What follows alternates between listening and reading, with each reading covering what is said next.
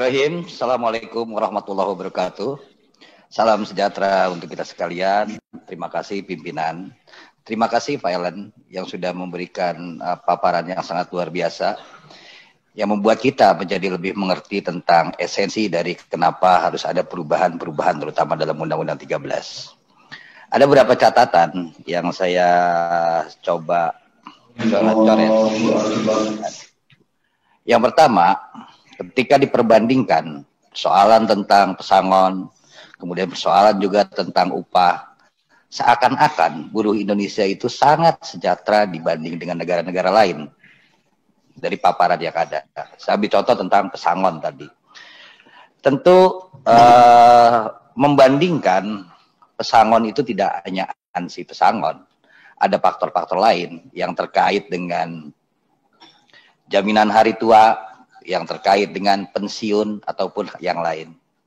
Kalau saya punya data yang mungkin ini bisa di cross check atau kita coba cari data pembanding lain sehingga kita bisa menjadi lebih objektif dalam menilai ini. Data yang ada pada saya, Malaysia kalau dari nilai pesangon memang lebih rendah dari kita, dari Indonesia. Tetapi jaminan mereka itu sampai dengan 23%. Iuran mereka. Begitupun Singapura.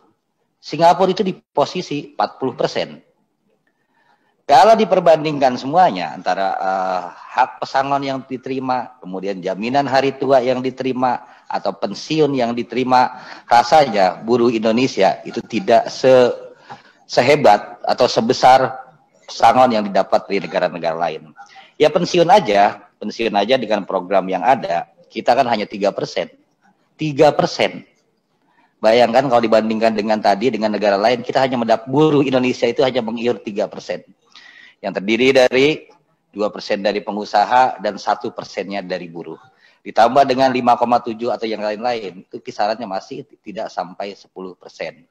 Jadi sekali lagi data yang ada yang saya rasa juga harus lebih objektif juga sehingga tidak terkesan buruh Indonesia itu lebih sejahtera dibanding dengan yang lain. Begitu juga dari paparan tentang upah minimum yang diperbandingkan Indonesia cukup tinggi. Saya nggak tahu data pembandingnya atau DKI atau dirata-ratakan secara nasional. Karena disparitas upah di kita itu kan cukup tinggi. Tidak usah memperbandingkan jauh di luar Pulau Jawa. Antara Karawang dengan Subang aja perbedaannya cukup tinggi. Dan itu juga menjadi sebuah persoalan. Dan sebagus apapun aturan undang-undang, kita sama sekali tidak bicara tentang pengawasan. Sehebat apapun undang-undang tanpa pengawasan yang baik, tanpa pengawasan yang efektif, itu akan sia-sia. Maka mohon nanti terutama dari kementerian, coba kita diskusikan gimana pola pengawasan ke depan. Sehingga jangan sampai terjadi dalam slide yang disampaikan juga tentang pembayaran pesangon, ini kan jangan dijadikan alasan. Ada 66 perusahaan yang tidak patuh membayar pesangon. Itu yang ada di slide 23.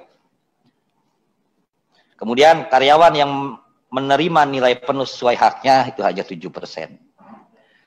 Jangan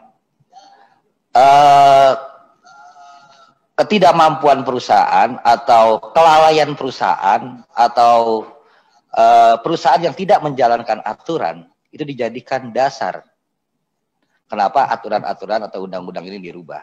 Dengan tadi sampaikan bahwa perusahaan yang membayar sesuai aturan itu hanya 7%.